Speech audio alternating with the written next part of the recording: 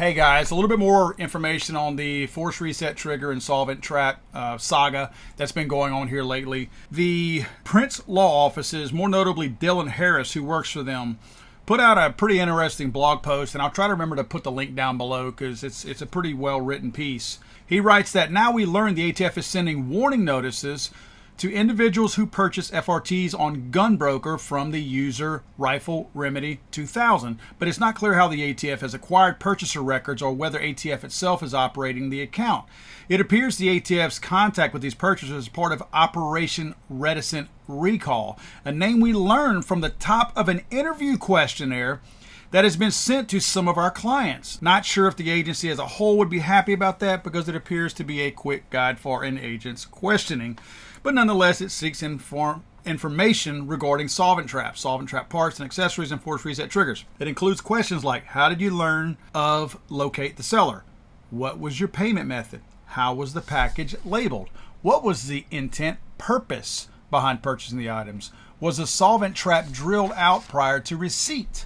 If upon inspection the solvent trap is drilled out, ascertain by whom it was drilled and when. Did this seller indicate that any approved ATF Form 1 application to make and register a firearm was required prior to purchasing, receiving the item, or otherwise state that receipt possession of the items was governed by provisions of the National Firearms Act? And finally, are you aware of any persons, or have you referred to other persons who have purchased similar items from the seller? If so, please attempt to identify the additional parties. Guys, let's think about this for a second. One of the underlying issues that we see here, and it's not really an issue, it's more of a major question that many of us have, is how are they getting this abundance of customer information from Rifle Remedy 2000? Because John Crump's been working on this for quite some time, John Crump from AmmoLand, and John Crump has already mentioned that Rifle Remedy 2000 is somewhat suspect. In other words, some of the things are not adding up. And I'm paraphrasing here, that's not what John said, but I'm saying it.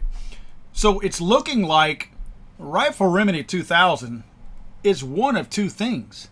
Either Rifle Remedy 2000 is compromised and gave up all of his customer information, because there are so many people that the ATF has contacted via Rifle Remedy 2000, and having acquired all of that information, they didn't get it by a stroke of luck. Or Rifle Remedy 2000 is, get this, an ATF employee or an ATF plant or an ATF operation.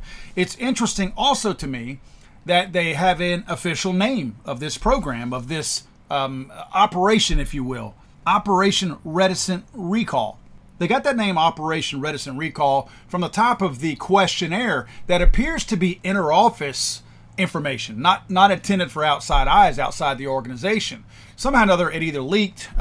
We know leaks are not usually leaked, but this does seem like it's an actual accident, like a leak of some sort, where they actually divulge all these questions that we referenced. So now we see that they have an actual name of their operation. So this is a full-blown effort by the ATF. And way more to come on this, I'm trying to get my hands on the actual questionnaire document so you guys can see that. Because right now, it is third-hand information. I have every reason to believe that it's accurate based on the sources that it came from. But you and I both know it's nothing like actually being able to put your eyes on the actual document, like this redacted document that we already have right here from the ATF. That is the warning letter that they were sending out to all the customers of Rifle Remedy 2000. Now, as John Crump mentioned before, there are some others as well that do seem like honeypots, if you want to call them that, where they're either people who have been compromised by the ATF and they've given up their customer list, or else they are ATF people or an ATF operated selling account of some sort. John has those other names. I think he's got two other names, but Rifle Remedy 2000 was clearly, by far, and clearly by everybody else's reporting, that's the most prominent one out there. So keep an eye on that. My best advice to everybody is don't talk to the ATF, don't turn anything over, and don't buy squat from Rifle Remedy 2000, because by the way, the guy's still selling stuff out there. Makes you even more suspect, because everybody else out there who has been receiving shots across the bow of warnings, they're not selling anymore. This guy's still selling.